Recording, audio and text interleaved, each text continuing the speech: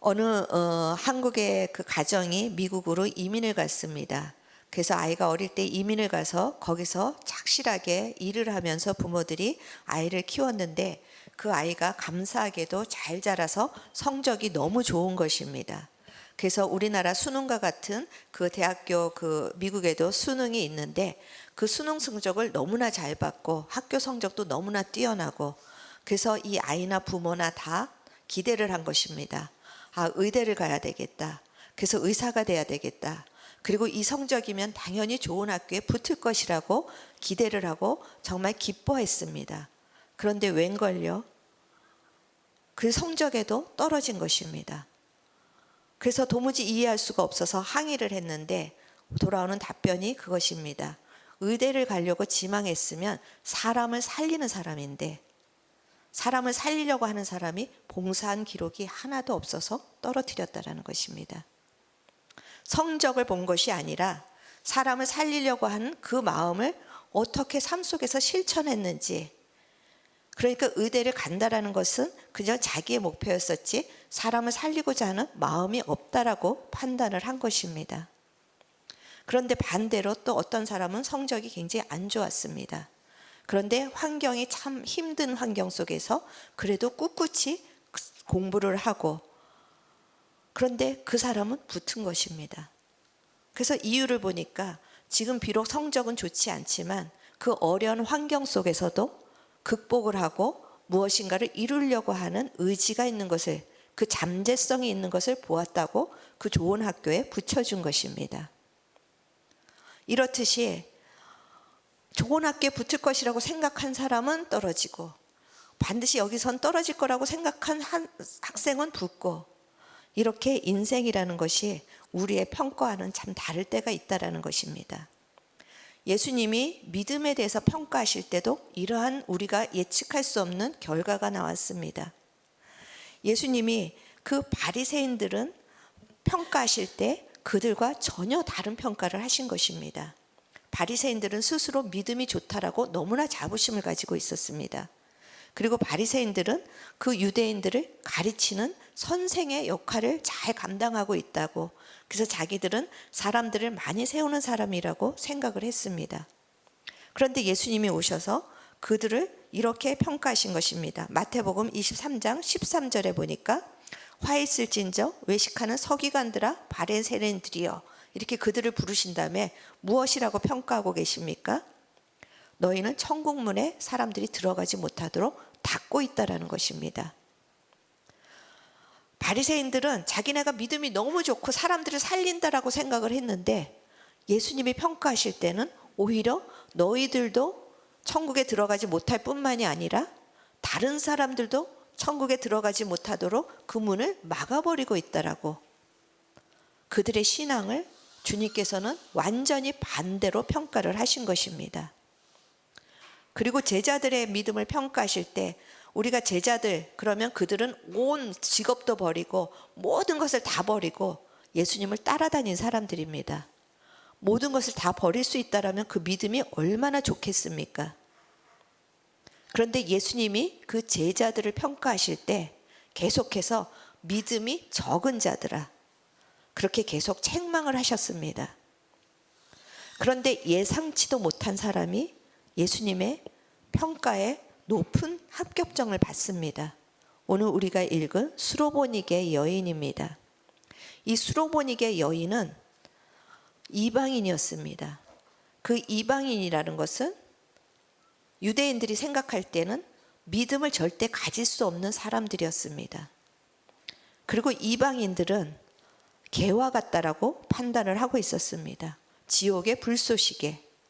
그런데 이 수로보니게 여인은 이방인 중에서도 또 저주받은 사람이었습니다. 이 수로보니게 여인은 귀신 들린 딸을 가지고 있었기 때문입니다. 당시에 귀신이 들렸다는 것은 지금 우리가 생각하는 정신적인 문제가 아니라 정말 귀신에게 사로잡혀서 저주받은 인생이라는 것입니다. 그래서 이 엄마와 이 딸이 얼마나 고통을 당했을지 모릅니다.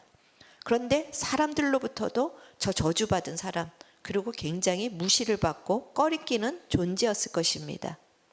그런데 이 여인을 향해서 예수님은 믿음이 크도다, 오늘 우리가 읽은 이 마가복음에는 나와 있지 않지만 동일한 본문을 다룬 마태복음 23장 13절에 보면은 마태복음 23장 13절에 이렇게 얘기합니다. 내 믿음이 크도다. 그리고 그 믿음이 크기 때문에 내 소원대로 될 것이라고 그렇게 마태복음 23장 13절에서 동일한 본문에서 이야기를 합니다.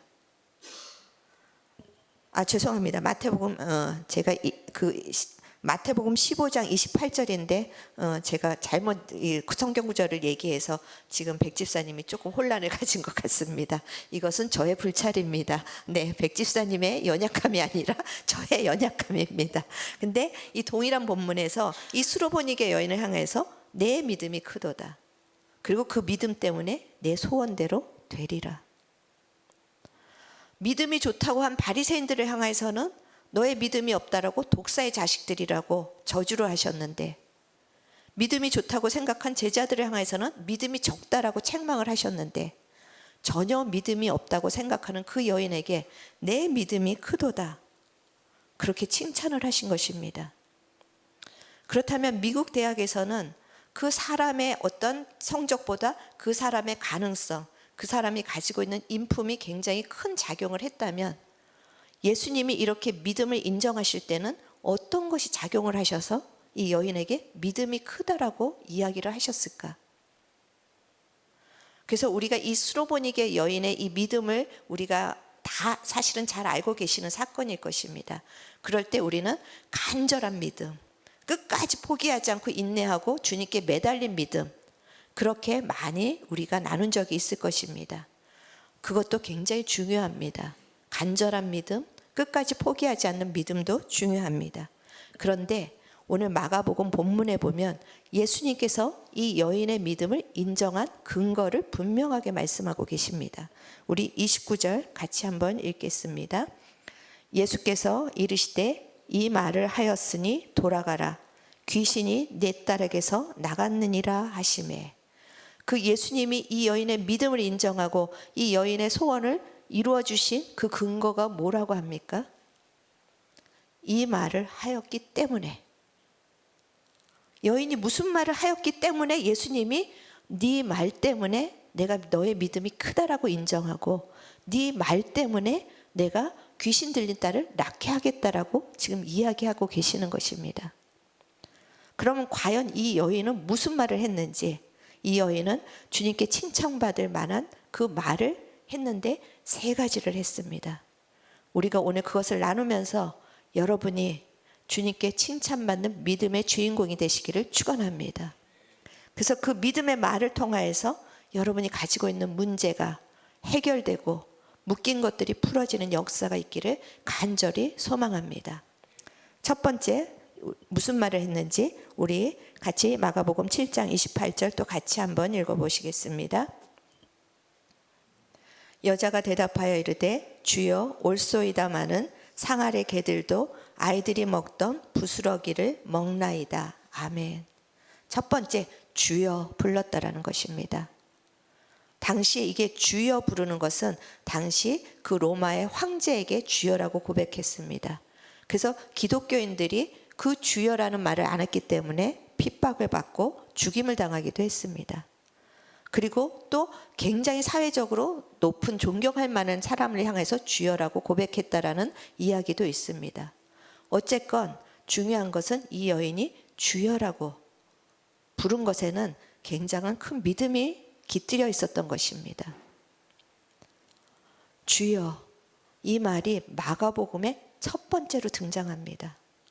이 마가복음 그 전에 제자들이 많이 등장하는데 제자들은 예수님을 따라다니고 예수님이 행하시는 놀라운 오병이의 기적도 받고 많은 것을 기적을 경험했는데 그들은 계속해서 선생님이여라고 고백을 했습니다. 그런데 이 마가복음에서 처음으로 주여라고 고백한 사람은 이 이방인, 믿음이 없어서 함부로 취급받고 저주받았던 이 이방인 여인이 처음으로 주여라는 고백을 했다라는 것입니다. 그리고 이 여인은 그저 주여 그런 고백을 한 것이 그저 어떤 이 내 삶의 주인이구나, 내가 존경할 뿐이구나, 그 고백을 넘어선 고백이었습니다.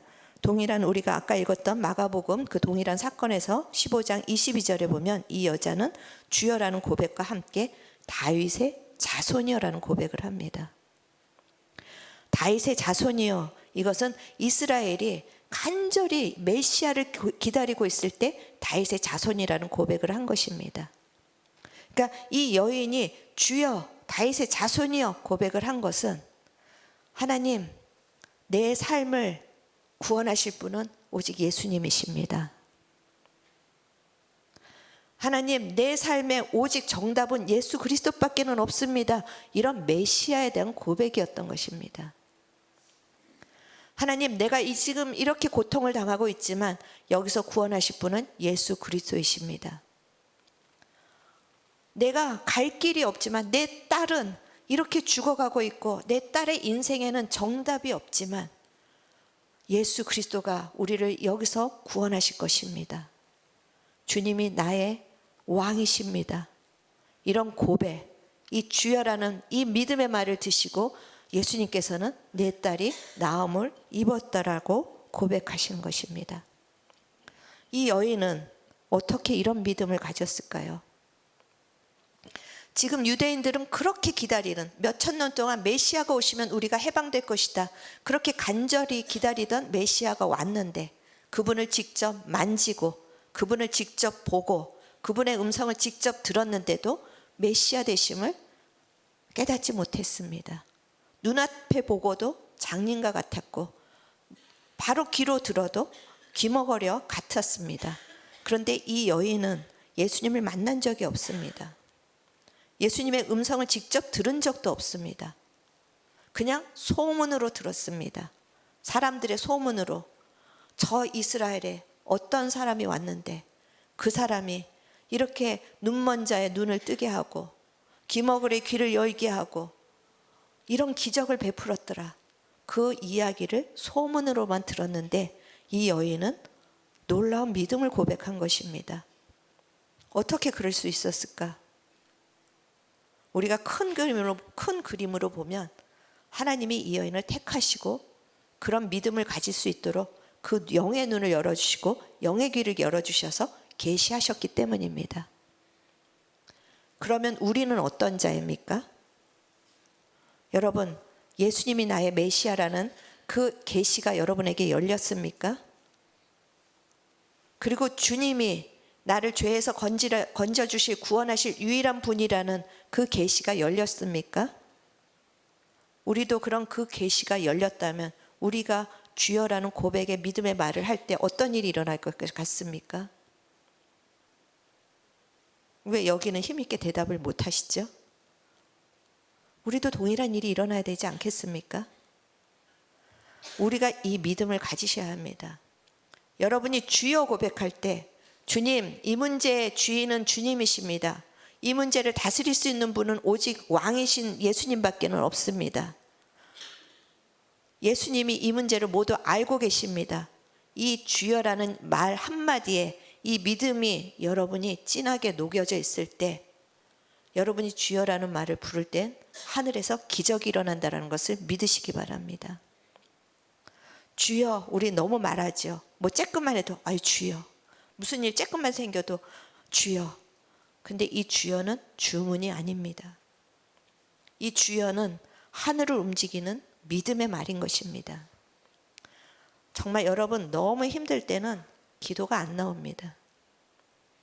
제가 정말 너무 힘들어 갖고 기도는 해야 되는데 그래서 매일 교회 가서, 그때 이제 제가 그 믿음의 초기였는데 교회 가서 그냥 앉으면 어떻게 기도해야 될지 몰라서 1시간 동안 그냥 주여 주여. 그런데 그 주여라는 한마디에 저의 모든 상황이 녹아져 있는 것입니다. 여러분, 앞으로 이제 주여라는 말을 주문처럼 외치지 마시고 그 주여에 여러분의 믿음을 다 담으시기를 축원합니다. 그리고 그 주여라는, 여러분이 많은 말로 설명을 안 할지라도 너무 답답해서 주여, 주님은 나의 주인이십니다.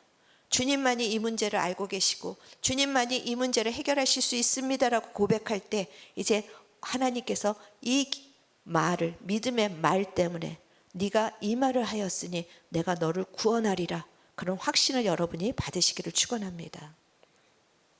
그리고 이 여인이 고백한 두 번째 믿음의 말, 옳습니다라는 말입니다. 28절 또 한번 읽어보시겠습니다. 올소도 있삼, 다시 읽었을게요. 여기 지금 빨간 말로는 주여가 나왔는데 이번에는 이야기하려고 하는 게 올소이다마는입니다. 같이 한번 읽어보시겠습니다. 여자가 대답하여 이르되 주여 올소이다마는 상 아래의 개들도 아이들이 먹던 부스러기를 먹나이다. 옳습니다. 주님은 이 모든 것들을 알고 계시는데 주님 옳습니다. 이 말이 여자가 정말 이게 옳다라고 모든 상황이 판단돼서 한 말이 아닐 것입니다. 그 마가복음 동일한 본문을 보면은 이 예수님이 이 여자를 계속해서 무시하십니다. 여자가 이제 예수님이 오셨다는 소문을 듣고 달려옵니다. 그래서 여자가 막 부르짖어서 소리를 지릅니다. 내 딸이 죽어가게 돼 있어요. 내 딸이 귀신이 들렸어요. 막 소리를 지르는데 예수님이 그 말을 무시합니다. 마태복음 15장 21절에서 23절 한번 볼쳐주세요. 여기서 보면은 22절에 주여 나를 불쌍히 여겨주셔서 내 딸이 흉악하신 귀신이 들렸나이다. 계속해서 소리를 지릅니다. 그런데 예수님의 태도가 이전하고는 다릅니다. 그 소리를 듣고 반응을 하시는 게 아니라 소리를 못 들은 척하고 지나가십니다. 그랬더니 오죽하면 제자들이 답답해서 무엇이라고 얘기합니까? 그 여자가 우리 뒤에서 소리를 지르는데 좀 잠잠하게 해서 어떻게 해결해서 좀 보내시죠. 그렇게 제안을 합니다. 그 정도로 예수님이 여자의 부르짖는 소리를 무시하신 것입니다. 그런데 제자들이 그렇게 요청하는데 예수님이 오늘 읽은 마가복음에서 보면은 무엇이라고 말씀하십니까? 내 자녀들에게 줄 빵은 있는데 개에게 줄 빵은 없다. 이 이방 여인을 대놓고 사람들 앞에서 모욕을 하는 것입니다. 너는 받을 자격이 없어. 너는 인격이 아니라 너는 사람이 아니라 개야. 너는 이 받을 자격이 하나도 없으니까 소리쳐봤자 내가 너한테 주지 않을 거야. 그것도 개인적으로 불러서 은밀하게 말하신 것도 아니고 그 많은 사람들 앞에서 대놓고 무시를 하십니다. 그랬더니 이 여자가 옳습니다라고 고백을 합니다. 여러분 같으면 어떻게 대답하시겠습니까?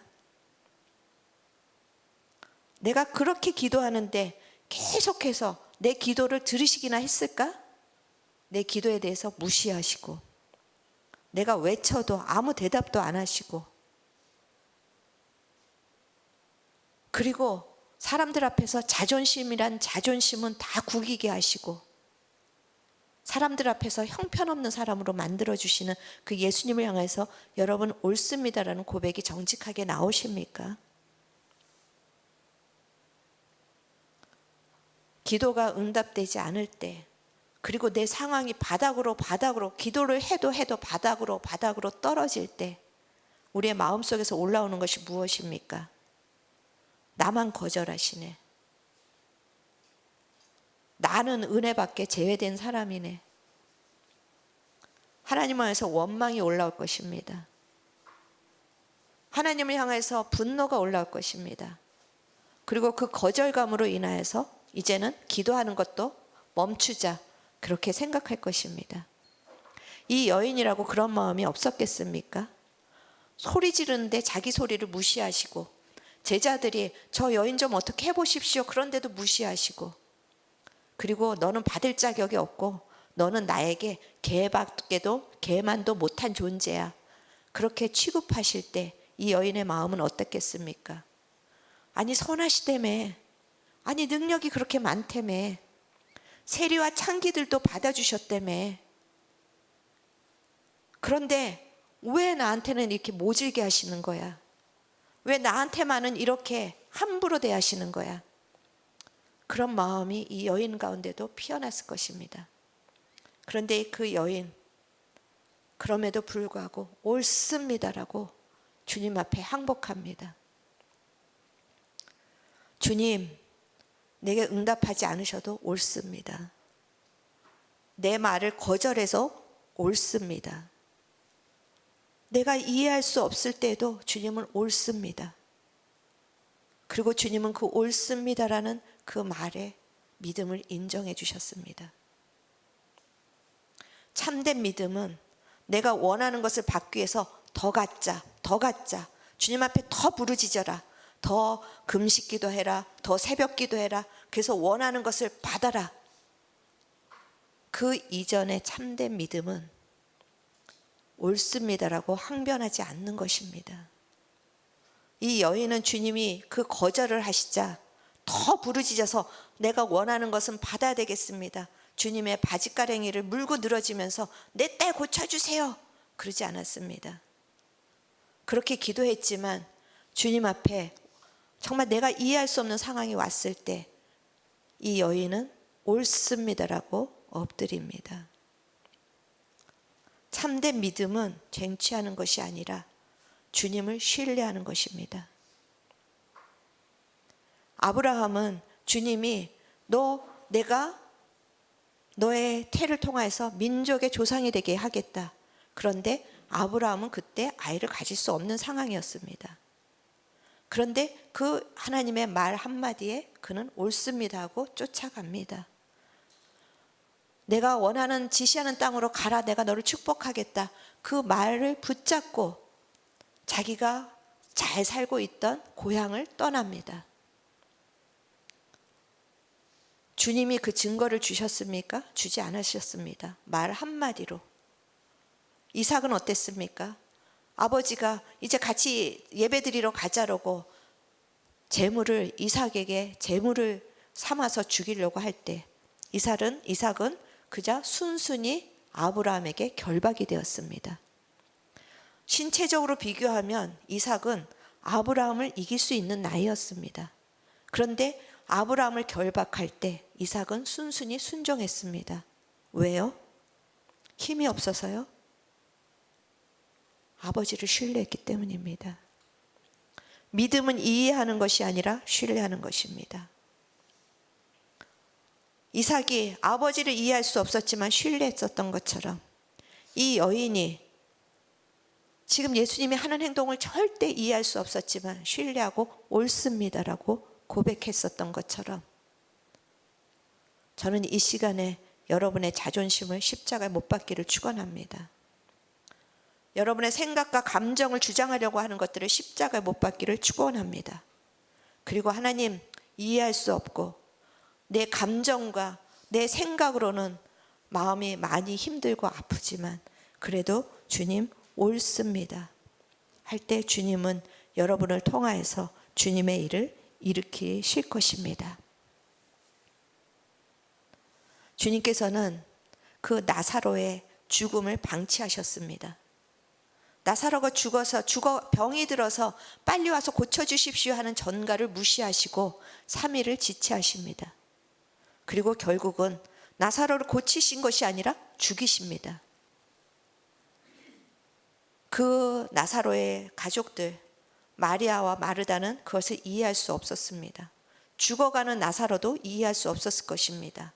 주님이 여기 계셨으면 내 오라버니가 죽지 않았을 텐데. 이것이 날마다 우리의 항변입니다. 주님이 조금만 빨리 응답하시면 내가 잘 살 수 있을 텐데. 주님이 내 기도에 조금만 더 빨리 반응하시면 이런 일은 일어나지 않을 텐데. 그런데 우리가 아무리 기도해도 주님이 그 기도를 지체하시는 것은 주님이 들으시지 않기 때문이 아니라 주님의 목적이 있음을 믿으시기 바랍니다. 그래서 요한복음 11장 40절에 주님은 이렇게 말씀하십니다. 같이 읽어보시겠습니다. 예수께서 이르시되 내 말이 내가 믿으면 하나님의 영광을 보리라 하지 아니하였느냐 하시니. 여러분, 응답받는 것보다 더 중요한 것은 하나님의 영광을 보는 것입니다. 지금 당장 응답받아서 여러분이 망가지는 것보다 응답이 지체되는 것 같지만 그 안에서 여러분이 믿음이 세워지면 여러분은 하나님의 영광을 보게 될 것입니다. 여러분의 지체되는 그 기도, 여러분이 이해할 수 없는 그 상황에 여러분의 믿음을 발휘하시기를 축원합니다. 그래서 하나님의 영광을 소유하시는 우리 성도들, 사랑하는 성도들 되시기를 축원합니다. 그런데 이 여인은 주여 옳습니다에서 그치지 않습니다. 그 다음 단계로 나아가는 이 믿음을 발휘하는데 그것이 무엇인지 우리 또 28절 한번 같이 읽어보시겠습니다. 여자가 대답하여 이르되 주여 옳소이다마는 상아래 개들도 아이들이 먹던 부스러기를 먹나이다. 이 여인은 이렇게 고백합니다. 부스러기 은혜만 주시면 충분합니다. 이 고백이 그냥 나에게 부스러기 은혜가 필요합니다라는 고백의 정말 그런 차원이 아닙니다. 부스러기 은혜만 주셔도 나에게 충분합니다. 이것은 주님이 얼마나 능력이 많으신 분인지, 주님이 얼마나 사랑이 많으신 분인지 내가 그 주님을 높여드립니다라는 고백입니다. 주님은 우리에게 은혜를 주실 수 없는 인색한 분이 아닙니다. 주님은 우리를 끝까지 무시하고 거절하시는 고약한 분이 아니십니다. 주님은 이 여인이 고백한 것처럼 부스러기 은혜 한 조각만 먹어도 내 문제는 모두 다 해결될 수 있고 내 인생은 새로워질 수 있습니다라는 그런 믿음을 하기에 전혀 부족함이 없는 분입니다. 이 여인은 이 부스러기 은혜로 놀라운 일을 경험했습니다. 여러분, 현실은 크게 보이고 하나님의 말씀은 너무나 부스러기 같이 작아 보이십니까? 솔직히 그렇지 않습니까? 현실은 작아 보이고 하나님의 은혜는 완전히 우주만큼 보이십니까? 현실은 우주같이 크게 보이고 하나님 우리에게 약속하신 말씀은 너무나도 부스러기 같이 보일 것입니다. 그렇지만 여러분이 붙잡는 그 부스러기의 믿음의 말씀이 여러분을 살릴 것입니다. 그 부스러기 같은 정말 눈에 보이지도 않을 것 같은 그 말씀을 여러분이 믿음으로 붙잡으실 때 주님이 어떻게 여러분 속에 일하실지 우리 기대하시기를 바랍니다. 더군다나 우리는 이 부스러기 은혜를 받을 자가 아닙니다. 우리가 어떤 자인지 로마서 8장 32절 같이 한번 읽어보시겠습니다. 자기 아들을 아끼지 아니하시고 우리 모든 사람을 위하여 내주시니가 어찌 그 아들과 함께 모든 것을 우리에게 주시지 아니하겠느냐. 여러분은 부스러기 은혜를 받으신 분입니까? 우주 전체를 받으신 분입니까? 우리는 예수 그리스도를 받은 자입니다. 부스러기 은혜를 받은 자가 아니라 예수님을 받은 자입니다. 그 예수님을 받았는데 너희들에게 아낄 것이 무엇이 있느냐. 하나님께서 우리에게 이렇게 말씀하시는 것입니다. 너희들이 필요하면 모든 걸 주지 않겠느냐. 여러분, 이 믿음을 여러분이 오늘 다시 세우시기를 바랍니다. 힘이 들 때 이 여인처럼 부스러기 은혜면 족합니다가 아니라 예수님이면 충분합니다. 그렇게 믿음의 말을 할 때 내가 알 수 없는 용기가 생길 것입니다. 내가 알 수 없는 힘이 생길 것입니다. 그리고 그것이 나를 살리실 것입니다. 우리가 기도하자마자 하나님이 이렇게 기적을 베푸시고 이렇게 응답을 하셨다라는 것을 큰 믿음으로 생각합니다. 그리고 간증들을 그것으로 합니다. 그런데 하나님이 기적을 안 베푸시는데 내 눈에 보기에 현실은 여전히 무너져 가는데 그래도 하나님은 선하십니다. 옳습니다. 그래도 하나님은 나의 주인이십니다. 나의 왕이십니다. 나에게 예수 그리스도가 있으면 충분합니다. 이 말을 할 수 있는 진정한 믿음의 실력자 되시기를 축원합니다. 여러분, 이 말을 통해서 하나님이 여러분 가운데 영광을 나타내실 그날을 우리 함께 소망했으면 좋겠습니다. 이 이방 여인은 이름도 없었습니다. 그 유명한 선생님들, 바리새인들과 정말 그 삐까뻔쩍한 그런 내노라 하는 사람들은 다 이름을 가졌지만 이 여인은 이름도 없습니다. 그런데 이름도 없는 이 여인을 통하여서 이방 선교의 문이 열립니다. 하나님의 나라의 비밀이 열리는 것입니다. 그리고 예수님은 이 여인을 통하여서 믿음이 무엇인지 그 바리새인들과 제자들 앞에 증명하시기를 원하셨습니다. 예수님이 왜 이 여인을 그렇게 무시하시고 이 여인을 왜 그렇게 거절하셨는가?